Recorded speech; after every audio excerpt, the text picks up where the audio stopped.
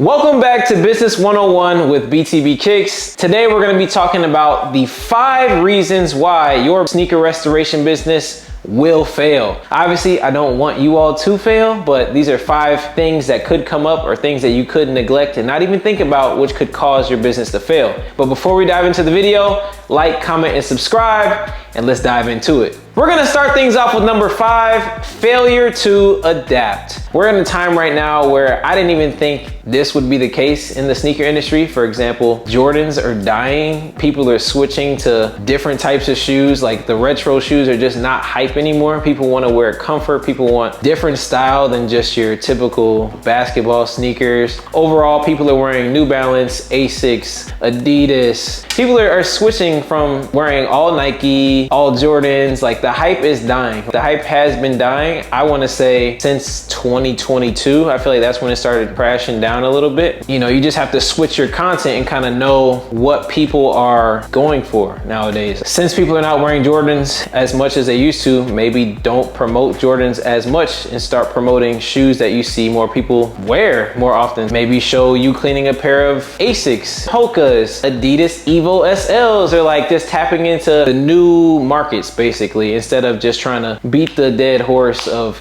okay, Jordans, icing the bottoms, da da da da da da da da. You first have to recognize what's happening and be able to adapt to that so you can continue to grow. Because those who don't adapt get left behind ultimately. Jordans are done. So tap into that other market and you should see things kind of, I mean, you'll be fine regardless. Just make sure you're aware of the trends and you kind of follow them so you're not left behind promoting stuff that people aren't even really into anymore. Next up, we have number 4, failure to improve. That's another one where it's pretty self-explanatory. Failure to improve your setup, your equipment, your quality of content, your marketing, your services, improving in general. Because if you stay the same and don't change or improve, you will get left behind. One thing that I did as I was starting to grow my business, I started improving my equipment and buying more supplies that were more efficient, that being the drill, the steamer, the different heads that go on the drills to speed up my cleans, make them more efficient, make them more thorough, and give you all a better result, or the customer a better result. So I'm just improving my skill set, like when it comes to maybe watching videos on how to do certain things I didn't know how to do before or didn't do as well. Improving customer service, so maybe I might add in like, oh, give customers a progress update on their pair. I mean, that can get tedious, but as long as you do the service and do it at a high level, just improve overall and step your game up as you level up, you will be able to not only, I guess, charge more too, but you'll also be able to grow faster just because more people will hear about you, they'll be impressed with your services, and they'll know you as the high quality, high output, and great service provider that you are. Number 3, failure to scale. Failure to scale could mean failure to have systems in place to scale your business. So obviously, if you're a solo restorer or if you have a team, you have to know how to manage your workload so you can get everything done efficiently and keep things moving along. If you're not prioritizing making things easier on yourself and the business to be able to have more output, you'll either stay in the same spot or you'll start to regress just because you'll fall victim to the systems that you do not have in place. Keeping this in mind, you want to make sure you have everything organized. That's the best way to get stuff done and keep going at a high level. Like for example, you have a lot of shoes you have to do and want to set yourself up for success the next day. You might want to pre-batch all of the tasks that you have to do and have them set out in a certain way or layout depending on your space that makes it most efficient to just dive right in when you come back in the next day ready for work. So that could be maybe unlacing all the shoes that you have to do or know that you're going to clean the following day. It could be setting aside all the shoes that have to be iced and put them in one section at the end of the day, cleaning up your station, cleaning up your surrounding areas. So literally when you walk in, you can just start and just get straight to work and everything just keeps moving versus having to start everything over. You just leave it how it is. You come in the next day and now you have to reset your space before you can even start working. So then it's just like more wasted time. You're just kind of falling victim to yourself in a sense. You want to make sure you're on top of those things. Let's go into number 2, failure to pick a lane. When you're going into sneaker restoration, there's 3 different breakouts that I like to divide the services into. It could be cleaning, icing, and painting. Oh, well, I guess technically 4 if you want to dabble in reglues. My main thing is to give yourself the best chance at success. I recommend focusing on one lane as you start to learn the restoration game. For me, I started with straight cleanings for a while until I had that down. Then I moved on to icing when I made my first ice box. Then I had that down, then I moved on to painting. I still don't have that down fully, but I have it down enough for what I do in my shop because I only deal with black and white paint. I don't do any color matching or anything like that. Last but not least, reglues, I don't even mess with at all. Along with that, I'm also setting my lane so I know I don't go outside of my comfort zone. Well, you should go outside of your comfort zone, but know what makes the most sense business-wise. So for example, reglues is not the most efficient to do. If you're the same person who has to clean, unyellow, repaints, like all that stuff. If you have to do reglues, it really slows things down.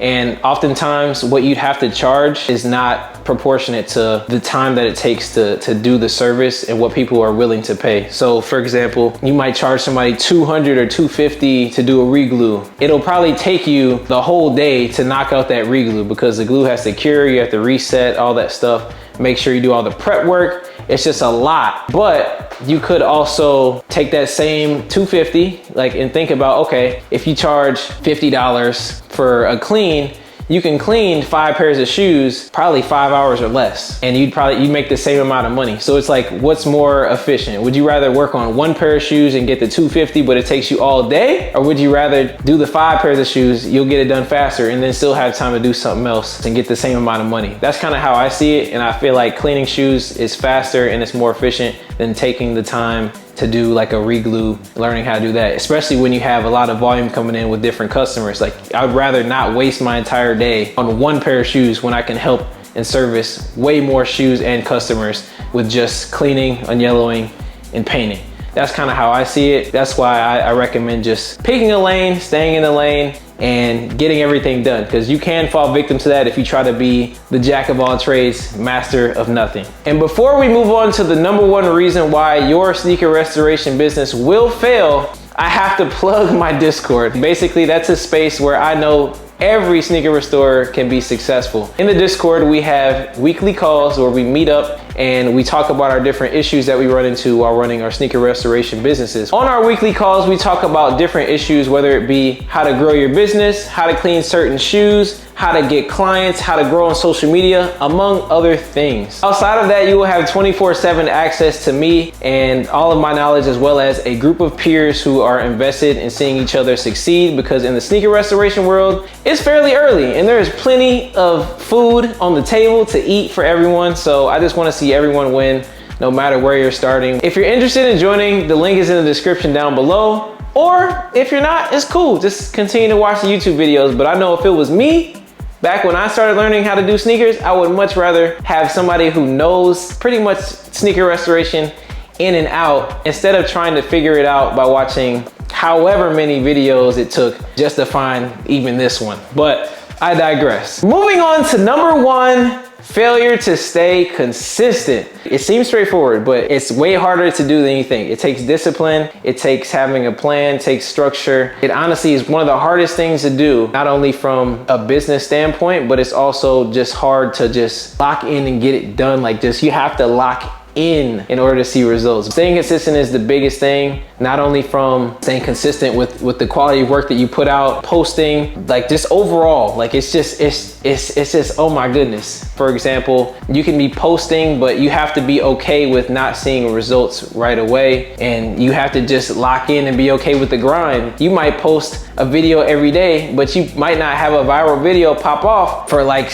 a couple months. And it's like you have to post a lot. You have to throw up the reps. You have to get in the volume, and eventually you're gonna pop. But once you pop, this is like the biggest trap that most people fall into. Once you pop, they think, okay, I done did it. I went viral. Like they can just chill, take the foot off the gas. Like no.